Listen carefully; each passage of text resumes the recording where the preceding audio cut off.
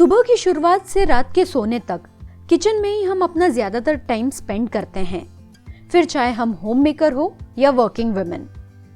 अपनी फैमिली के लिए एक दिन में 3 to 4 मील्स प्रिपेयर करना हो या फिर खाना बनने के बाद की क्लीनिंग, अगर स्मार्टली हम इन सभी टास्क को मैनेज करें तो किचन में स्पेंड होने वाले टाइम को हम रिड्यूस कर सकते हैं।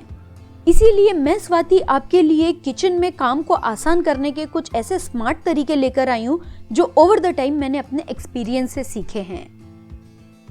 चाहे हमारा किचन छोटा हो या बड़ा, मॉड्यूलर हो या नॉन मॉड्यूलर, कुछ आइटम्स जो हमें दिन में 3 से 4 मील्स बनाने के लिए हर बार यूज होते हैं, उन्हें काउंटर टॉप पर ही हैंडी रखें।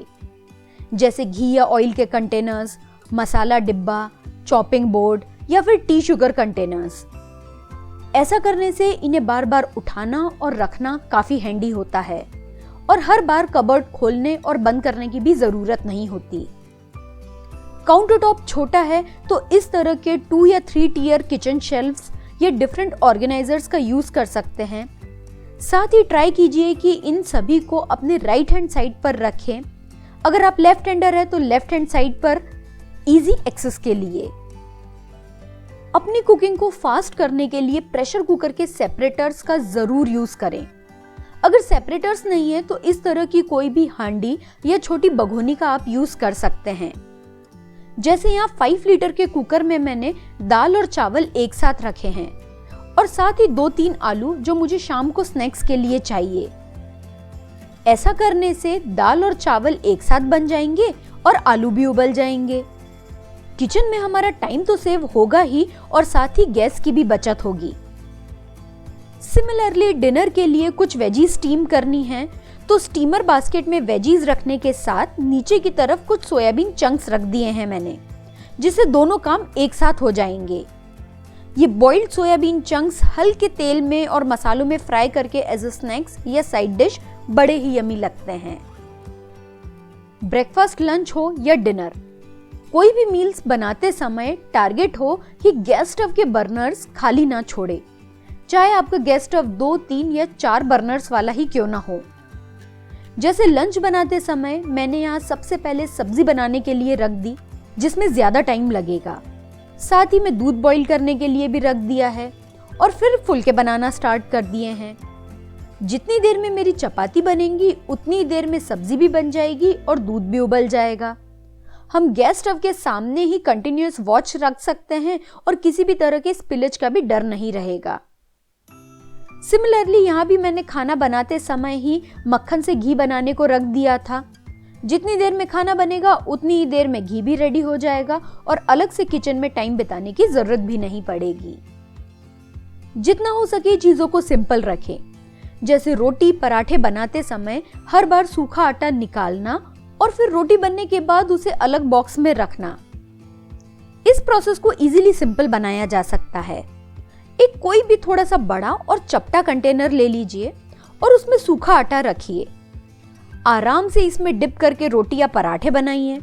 रोटी या पराठे बनाते समय इसे डायरेक्टली यूज कीजिए और फुलके बनने के बाद इसे आप एज इट इज रख दीजिए और इसे आप हर बार सेम कंटेनर को और सेम आटे को ही यूज कर सकते हैं। ऐसा करने से ना आटा निकालने और अलग से कंटेनर में रखने की एक स्टेप बच जाएगी और हमारा टाइम भी। सिमिलरली चकले के नीचे कपड़े की जगह इस तरह का कोई भी डाइनिंग टेबल मैट आप रख सकते हैं। एक तो इससे काउंटर टॉप खराब नहीं होगा और अगर नैपकिन होता है तो उसे बार बार वॉश भी करना पड़ता है। इस मैट को सिंपली वाइप कर दीजिए या पानी के नीचे वॉश कर दीजिए। बार बार यूज किया जा सकता है और आपके क्लीनिंग एफर्ट्स भी कम होंगे। दालें हो या छोले, राजमा या फिर चावल, इन्हें प्रॉपर भीगने का टाइम दे। जितना अच्छे से ये भीगे रहेंगे उतना ही जल्दी कुक होंगे और हमारा टाइम और फ्यूल दोनों सेव करेंगे। अगर हम जल्दी में हैं तो इन्हें गर्म पानी में भिगाया जा सकता है, जिससे इनका सोकिंग टाइम ऑलमोस्ट हाफ हो जाता है।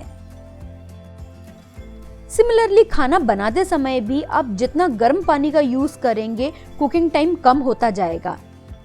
इलेक्ट्रिक केटल में एक बार पानी गर्म करके रख लीजिए और करीज में या दाल में इसी को यूज कीजिए। हमेशा खाना बनाते समय इन बिटवीन अगर आपको पानी ऐड करना हो तो गर्म पानी ही ऐड कीजिए, ठंडा नहीं। अगर आप ठंडा पानी ऐड करते हैं तो एक तो ये आपका कुकिंग टाइम कम करेगा और साथ ही गर्म खाने में ठंडा पानी ऐड करना आयुर्वेद के अकॉर्डिंग भी अच्छा नहीं माना जाता। खाना बनाते समय हम जिस भी कुकवेयर में खाना बना रहे हो उसका लिड यानी कि ढक्कन प्रॉपरली फिट होना चाहिए।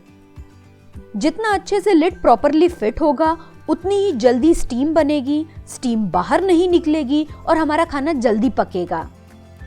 जैसे इस कढ़ाई पर अगर मैं ये नॉर्मल प्लेट की जगह इसी का ग्लास लिड रखूं जो एग्जैक्ट इसी के साइज का है तो स्टीम जल्दी बनेगी और हमारी सब्जी भी जल्दी पकेगी। जिन कढ़ाइयों में साथ में लिड नहीं आता उनमें कोई भी छोटी स्टील की प्लेट सीधी रखने की जगह इस तरह से उल्टी करके रख सकते हैं। इससे भी स्टीम बहुत जल्दी बनेगी और हमारी सब्जी भी जल्दी पकेगी। अगर आप लंच या डिनर टाइम से पहले बनाकर ही रखते हैं तो उन्हें ऐसे कंटेनर्स में निकालिए जिनमें रीहीटिंग आसान हो। अगर माइक्रोवेव यूज करते हैं रीहीटिंग के लिए तो ग्लास या सेरेमिक कंटेनर्स प्रेफर कीजिए।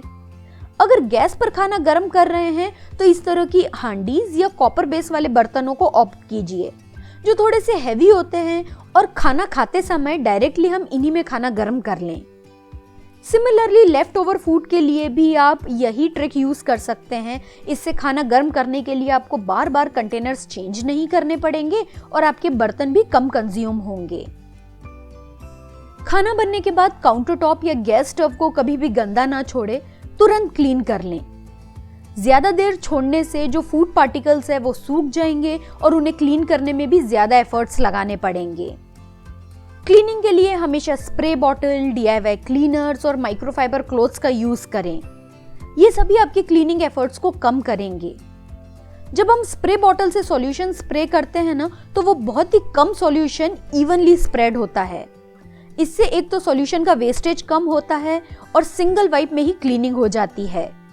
स्टव और काउंटर टॉप को एक बार क्लीन करने के बाद एक क्विक वेट वाइप जरूर करें जिससे आपका क्लीनिंग सॉल्यूशन का कोई भी रेसिड्यू उस पर ना रहे। Last but not the least, meal planning जरूर करें। चाहे हर मील के लिए रेसिपी डिसाइड करें या फिर वीकेंड में कुछ प्री प्रिपरेशन करके रख लें। मील प्लानिंग से हम किचन में काम करने वाले टाइम को तो कम कर ही सकते हैं, साथ ही साथ होममेड और हेल्दी खाना डेली खा सकते हैं। मील प्लानिंग पर हमारे चैनल पर ऑलरेडी 3 वीडियो है जिन सभी का लिंक मैं नीचे डिस्क्रिप्शन बॉक्स और पिन कमेंट में दे दूंगी। आप चाहे तो उन्हें चेक कर सकते हैं। अगर आपके पास भी इस तरह के कुछ आइडियाज हैं तो उन्हें कमेंट सेक्शन में जरूर शेयर करें, हम सभी की हेल्प होगी।